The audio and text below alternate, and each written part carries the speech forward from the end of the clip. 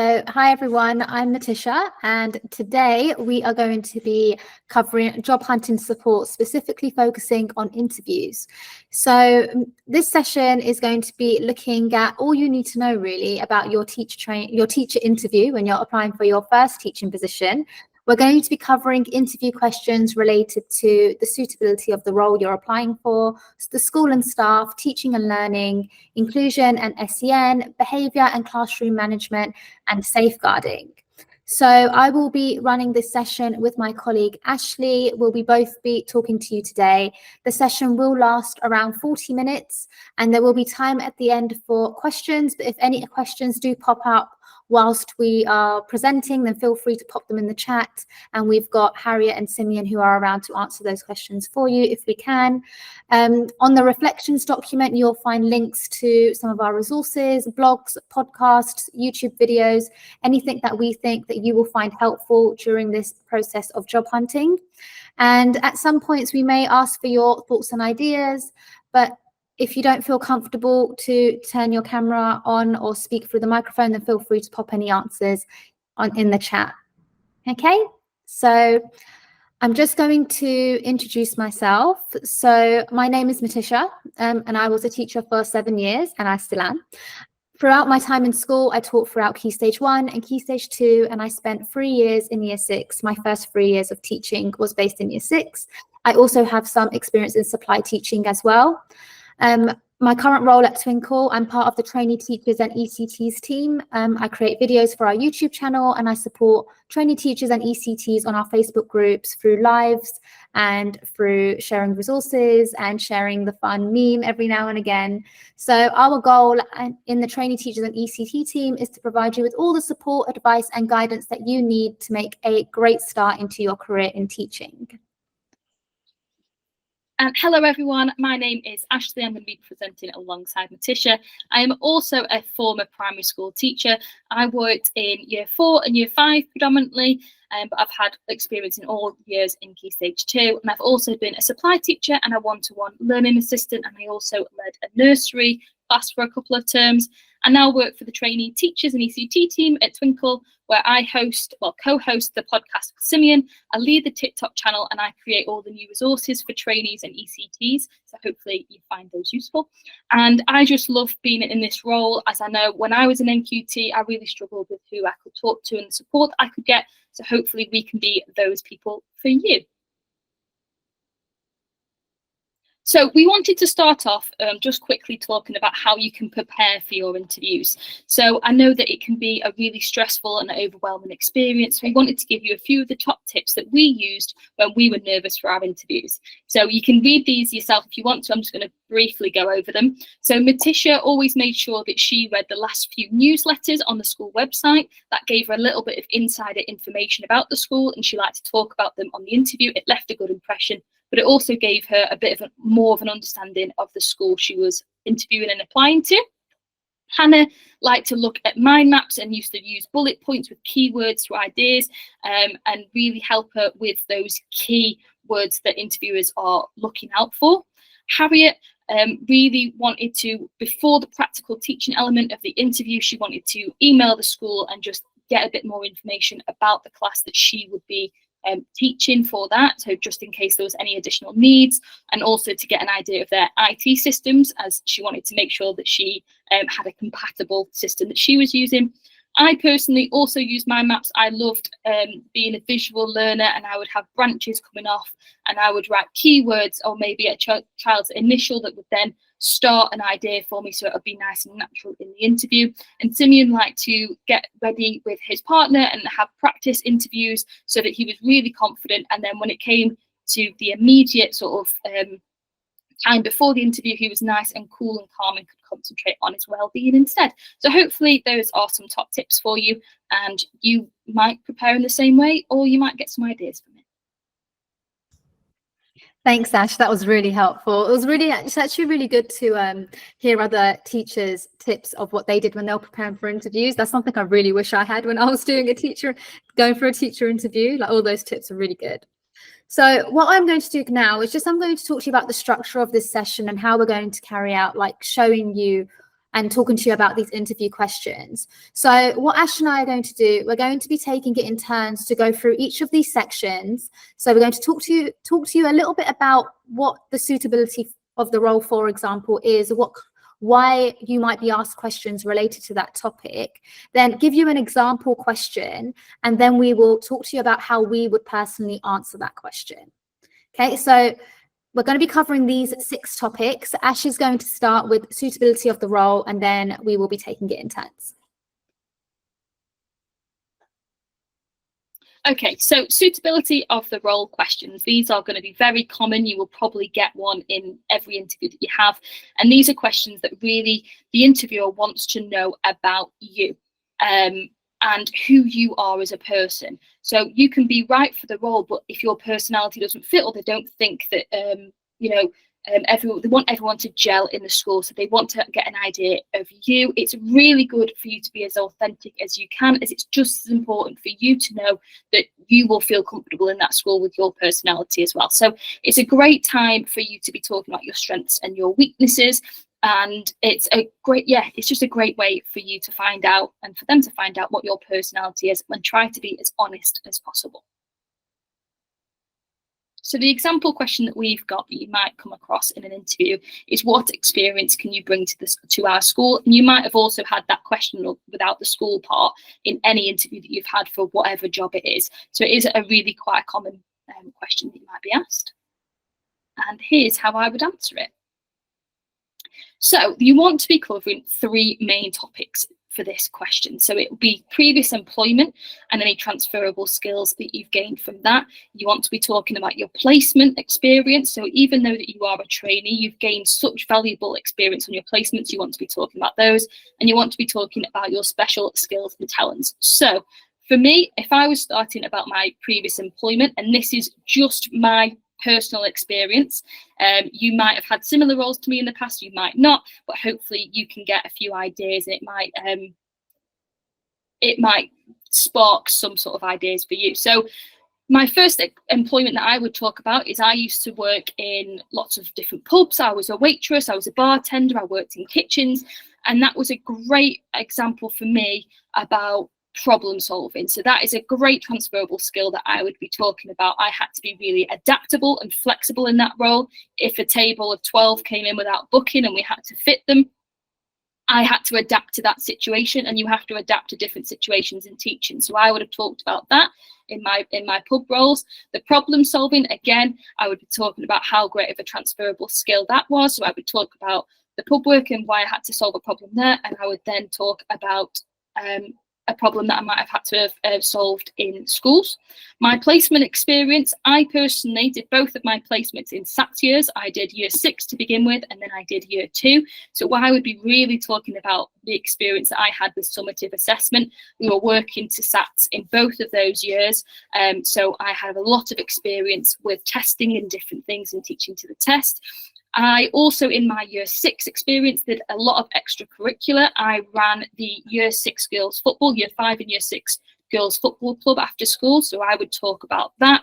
And I also went on a residential with the year 6 class. So I would talk about how I built relationships, I built trust and different things. So I would be really selling that. And I then would talk about in year 2 how I had to adapt to the different roles. Year 2 was a lot younger. The transitions were a lot more intense. I had to work on them. I had to work on my communication skills. So I would be upselling me on that front.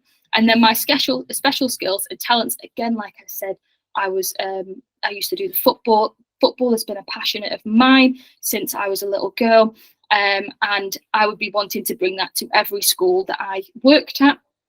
So I was pushing the fact that I love a healthy lifestyle. I want to get children excited about sports. I would be talking about the fact that I would love to run sports clubs, not necessarily football, but different sports in the same way. And hopefully, even if your special skill and talent isn't playing football, which I'm sure it'll probably be rare if we are all talented in football, if your talent was for crafting or crocheting, if you were particularly musical, if you just loved the arts and crafts, if you were into films and you loved films, I would be talking about how you would bring those special skills into the school. That could be in the lessons themselves. I know a lot of people who used to play instruments, that they would put those into their lessons, and they would play the guitar and make songs out of the information that they were teaching the students. So you could talk about those. If it was films, you could talk about you perhaps want to start a film club and different things. So although those were my personal experiences, hopefully you can take a few ideas and look at yourself and look what you would say in my position. That was really helpful, Ash. I think that's, you know, Great. even brought back some. I even started thinking about my talents as you were talking about yours. So that was really helpful. So the next topic that may come up when you're going for your interview is questions related to the school and staff. So during your interview, you might be asked about how you've interacted both with staff and parents. So this is a really, really, really good opportunity for you to highlight how collaborative you are and how you can build positive relationships. So the leadership team who will be interviewing you, they might be curious about your professional development and any extracurricular involvement that you've had in your placement related to the school, the staff, and the parents. So be prepared to talk about any training you've had, any trips you might have gone on, any performances you might have helped out, or maybe, you know, you may have had a lead in, or maybe any parents' evening you may have sat in on, or actually, you know, you might have actually sat with the class teacher and actually taken part in that parents' evening. So the question that we are going to be looking at for this topic, next slide, please, Harriet. Okay, so how would you get parents more involved? Okay, so how would you get parents more involved in just basically in school? So the way that I would answer this question is that I would look at the different ways that I would make sure that I'm keeping in regular contact with the parents of the children that I teach in my class. So I would talk about how important it is to make sure that the contact that I have with parents are regular. So keeping parents involved and informed about classroom activities, curriculum updates, the progress of their child, and any upcoming events. So a good thing that I would talk about is that in one of my previous schools, we had something like a text messaging system where it was actually called Marvelous Me. And I'll talk a bit about how I use that to communicate with the parents. I would also talk about how I have created opportunities for open communication. So that means actively listening to parents' concerns and suggestions, especially when it comes to behavior or maybe any friendship issues that their child may be having, and how I've involved them in any decisions or any things that I've put in place in the school. I'd make sure they're always kept in the loop, and I'm always asking their opinion on what they think about that, because the more involved that you make the parents feel, the better it will be, because they'll feel like really included in the way that you are communicating with their child. Another thing to be mindful of, and you can also mention when answering this interview question, is to be mindful of any diverse family backgrounds or any cultural differences, because it's very important that the parents know that maybe if English is not their first language, that you can still, you know, approach them and you can still talk to them and they can still talk to you. So it's a good idea would be to talk about any translated materials that you may have thought of. At Twinkl, we have loads of translated materials as well, and how, you know, that you may have different ways that you may have communicated with them if there was a translator in school, that kind of thing. You can just talk about all these different ways that you can make parents feel comfortable. Okay, so now we're talking about the teaching and learning, and these are quite a substantial question and part of your interview. So the interviewers are really trying to establish your standards as a teacher. So what you believe is excellent teaching, and how do you personally believe that you can raise standards? These questions are also trying to understand what type of teacher you are. So the interviewer wants to know, if they walked into your classroom at any point during the day, what your classroom would look like and what you would be like as a teacher. So normally these are in line with the teaching standards, so make sure you think of a couple of examples and keywords for each standard. So I would be having a look at the teaching standards before you go to an interview and just making some key notes, but the keywords are quite good to drop in these type of questions. So the question that we're going to be running through is, how do you adapt your teaching methods to benefit all students? So hopefully you can have a bit of a think about what you do to adapt, and I will tell you how I would answer it.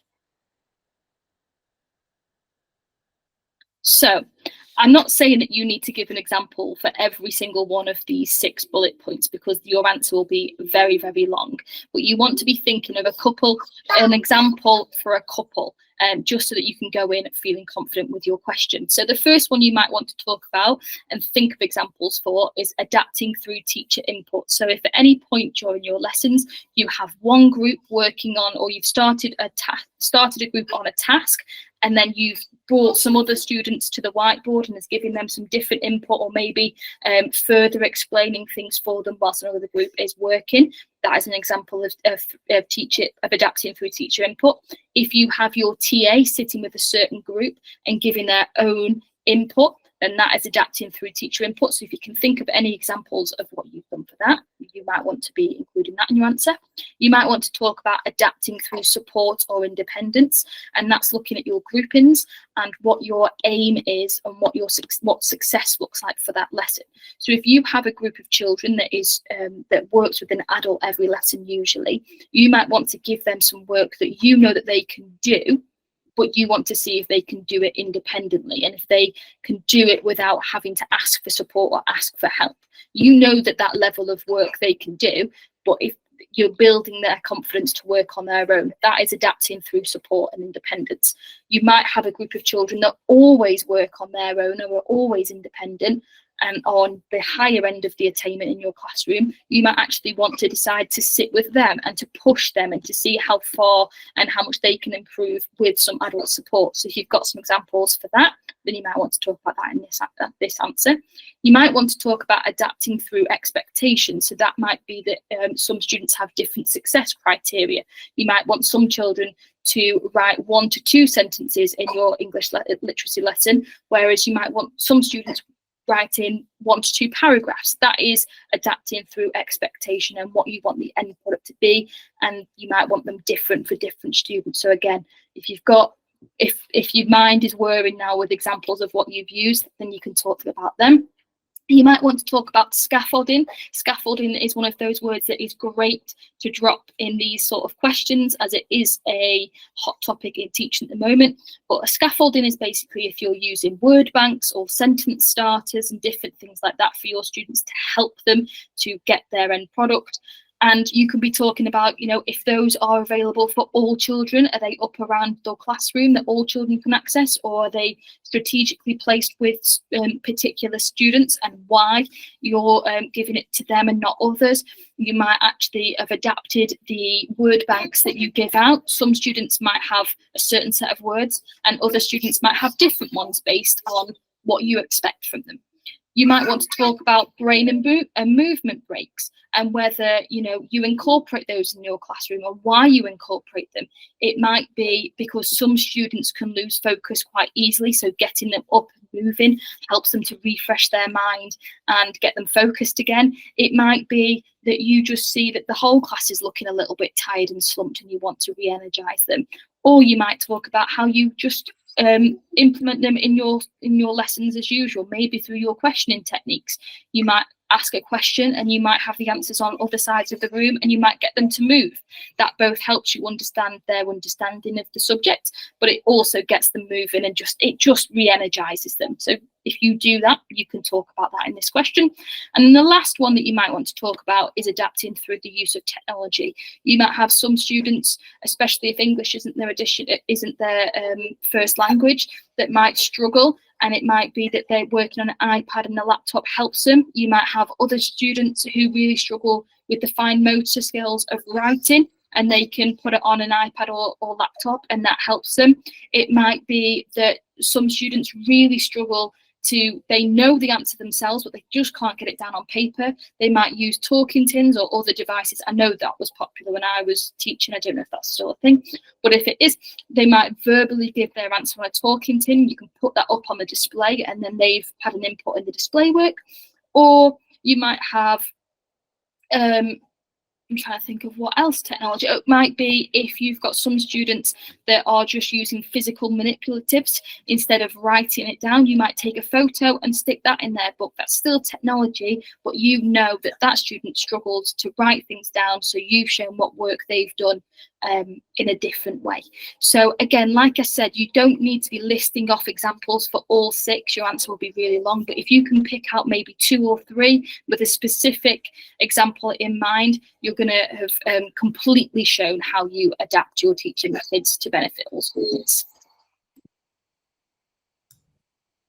That was really helpful, actually. Really, really helpful. Some really good tips in there. Right, so the next question that you may be asked when you go for your interview is a question on inclusion and SEN. So the reason why you would be asked something about this is because it's a very important concept in primary education. So as you already know, that just to clarify what inclusion means, it means that all children have the right to be educated alongside their peers in mainstream classrooms. It also means providing all children with the support and resources they need to access the curriculum and participate in school. So SEN stands for special educational needs, and that is something that you will come across in all schools, and it's something that you need to demonstrate that you are comfortable and confident in ensuring that you can cater for all the different needs in your classroom. So the question that you may be asked, or something related to this, is how you can also, what is an inclusive classroom? So that's a question that is quite broad, and there is a lot that you can talk about with this. So I'm going to just talk about a few different things that I would talk about if I was asked this question. So the first thing that I would talk about is my classroom. So how would I make sure that my classroom is inclusive? So certain things that you could talk about is the kind of images you would have up in your classroom, posters, maybe the types of books that you would have that reflect maybe different cultures and backgrounds, and maybe the different abilities for children as well. So that kind of showing how your classroom can demonstrate how inclusive you are as a teacher is a really good way to demonstrate how you could basically answer this question. I would also talk about a variety of teaching methods. So similar to what Ash just mentioned about the different ways that you could kind of adapt your teaching, you could also talk about the different ways that the different kind of activities you may have in your lessons. So this could be through discussions, you could talk about group work, you could talk about maybe more hands-on activities, or maybe more technology-based learning, as Ash mentioned before. You could also talk about how, as a teacher, you would provide multiple learning resources. So this could be books, videos, you could have audio recordings, you could also have manipulatives for children to maybe in a particular lesson, especially maths. Something that I used to do is I used to have like a maths kind of cupboard or a maths box where children could actually go in and take what they felt they needed would benefit them for whatever we were learning in that lesson. And also, you could talk about the way that you might celebrate diversity within your classroom, like maybe different things you might have done with your class to celebrate different cultures. For example, Eid, or understanding, why people might celebrate Christmas, why people might celebrate a different type of festival. So that kind of thing would be really good to kind of include when you answer this question of what an inclusive classroom is, to mention everything, not just your teaching, just maybe how you would bring all of your class of different cultures together as well. Okay, and the last one from me, Matisha's got one more example, but this is my last example, is going to be on the behaviour and classroom management. So it's quite self-explanatory of what we're going to be covering in that, but it is a crucial aspect of teaching, as children will not be able to concentrate or progress if they're not listening or paying attention. So it is a key element of a teaching interview to see how you work with behaviour and how what you instill in your classrooms. So questions on behaviour management are used so that interviewers can understand what your classroom will realistically look like. Again, it was the same as the last one. They want to be able to visualise they stand in your class and what is it going to be like, because they don't know who you are, so they're just trying to get as much information as they can for you in this interview. So it might be looking at your personal stance on behaviour management, or it might be looking if you fit within their behaviour policy and if your personal stance and ethos is the same as theirs. So a top tip for these questions is to read the behaviour policy and just to see if you do fit in line with it. And if you don't, I would be thinking about why you're applying for the position, if it's a bit different to what you want to do as a teacher, but hopefully it's in line, and then hopefully you can take some key points and apply it to your answers. So an example question of this is describe an effective behaviour management technique you have used with a class. So hopefully you can be having a think about some effective techniques that you've used. I'm going to go through some personal examples that I implemented in my classes when I was teaching. So regardless of the example that you're going to be saying, just before I do go into my examples, I want you to be thinking about this as a 3-part answer. So when you're talking about a technique that you're going to be implementing, firstly, you need to explain what the problem was that you were facing and why it was a problem for you. You then want to be talking about what you did to implement, what you implemented to solve this problem. And then you want to be talking about what positive effects you found after you implemented it. Okay, so my example that I will say is when I was in year 2 on my placement, I found that the class really struggled with low level disruption. They did not know the difference between an indoor voice and an outdoor voice. They are very young children, but this was an issue because even though they were working, I knew that the quality of work that they were producing was not the standard that they could produce because they were chatting and being quite loud and distracting each other. So I went on Google, there are other search engines available, and to look at what other creative ways, I wanted it to be creative, different things that people have implemented in their class, and I came across something called a quiet critter. Now, I don't know if you've heard of that before, but it's essentially a pom-pom with a hot glue gun on the covering, hot glue gun of googly eyes, and then feet on the bottom. And what they would do is they would sit in a box on the shelf and they were scared of noise. So they would only come out when the classroom was quiet, and they would come and watch the children work. Now, the children absolutely loved these and really bought into the idea, and they became really sort of self-sufficient of their, they used to police themselves with their noise, and they wanted their little friend to come and sit with them, and they would keep themselves in check, they would keep their friends in check, their table, and it became really quite cute because even in the break times or lunch times, they would tiptoe around the room so not to scare the quiet critters, and that really worked, and it was a lovely creative way that they enjoyed.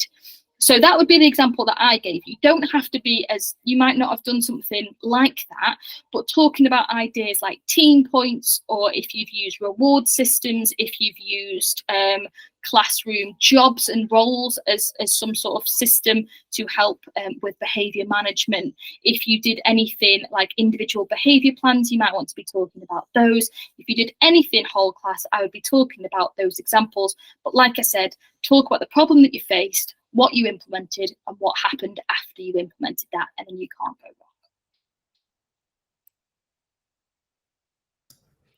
Right, so the last topic that we're going to be discussing that will be, to be honest, I think you'll definitely have a question on this in your interview, is safeguarding. So safeguarding questions will almost always be in your teaching interview, and it's crucial, really important that you are prepared to answer a question related to safeguarding because it's a really serious topic.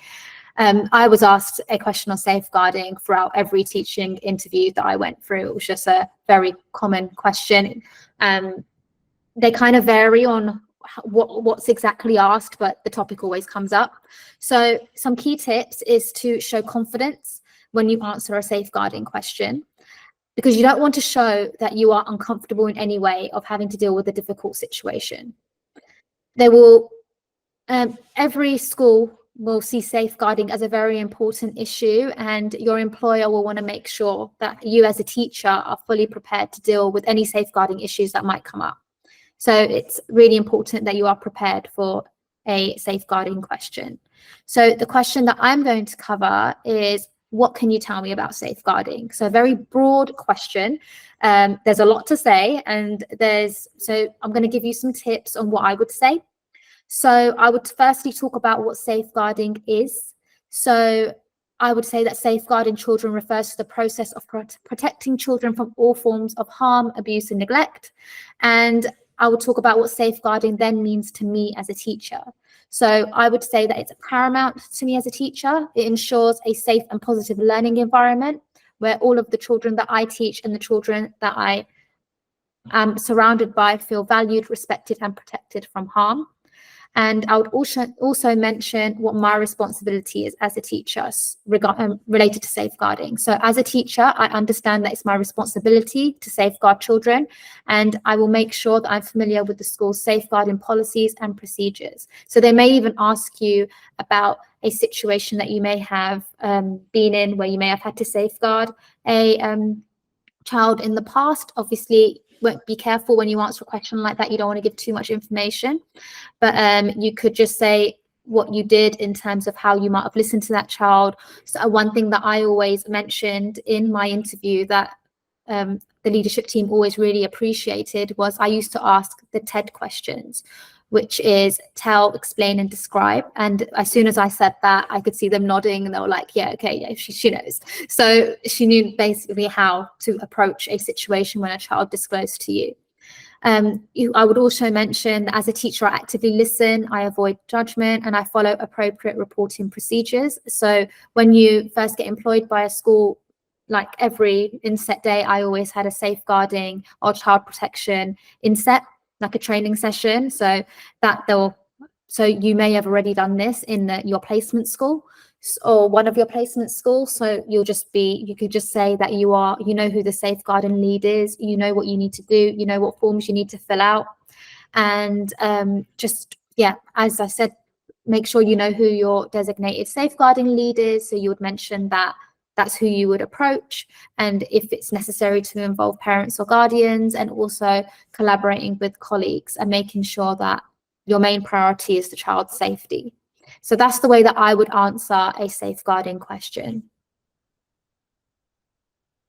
Okay, so that's the question, looking at specific questions sort of section of this completed. But before we open it up to any questions, we just wanted to leave you with a few top tips and a few things that people ask us quite a lot. So something that we're always asked is, what should you ask? What question should you ask at the end of an interview? And the simple answer is you don't have to ask a question at all. But if you want to, you could be talking about or asking things about specific parts of the school that is going to affect you as a teacher. So you might want to talk about the marking policy and ask them what the marking policy is. You might want to be asking a question on about how the school support their staff well-being and create a realistic work-life balance. We know that's a huge issue at the moment. You might want to be getting some clarification around that. You might want to ask if there are any CPD opportunities or what the pathway to progress is in that school. Especially as an ECT, you might want to ask about support systems that are in place for new teachers in your school and what that might look like once you're in the role. And you might want to ask about any particular schemes of work they have. You might want to ask if they've got a maths scheme or a literacy scheme or a science scheme that they follow. That'll be great. If you do get the position, you can then have a little look at that scheme and familiarise yourself before you start. If you have a little bit of a freeze in the interview and you really want to ask a question, but you're not sure what to ask, you can always ask them what the process for the interview is going to look like. So you might be able to ask them when you're going to hear about if you've been successful or not. Usually that is by the end of the day, but if you just want to get a question in there, you can ask that one. And otherwise, if there is anything that you are passionate about, ask them a question about that. As I've said many times during this, I've been passionate about sport, so I always asked about what the sports facilities were like, what clubs they had running, and just so I could see if I was going to slot into a team with that or if I was going to start something from scratch. So you can always ask a question about whatever passion it is that you have. The last thing we're going to leave you with is some top tips. So these are just some general things just to have in the back of the mind whilst you're doing an interview. So when you walk into the room, you want to shake hands with whoever is in there and smile. You want to give eye contact, especially to the person that's asking you the question. But if there are multiple people in the room, you want to give them some equal eye contact whilst you're answering. If you do really struggle with eye contact, I know that some people do, you can always look sort of in the centre of their nose. That gives the impression that you're giving eye contact, but you're not if you really do struggle to do that. Also, never be afraid to ask for a question to be repeated. You want to make sure that you've heard it correctly and you're going to answer it in the correct way. But also, if you have had a bit of a brain freeze and you're not sure what to say, it gives you a couple of seconds to compose yourself and to compose your answer, and they won't know. It's the same way as if you have a drink that is provided, don't be afraid to take a sip. one, you don't want to get a dry mouth and you want to be able to talk freely. But also, again, if you're struggling with how to answer the question by taking a drink, taking a sip, they're not thinking that you're having a pause, but you can give yourself a couple of seconds just to compose your thoughts. And at the end, I know it's quite obvious, but make sure that you thank the interviewers for their time. It just leaves a really positive impression for you.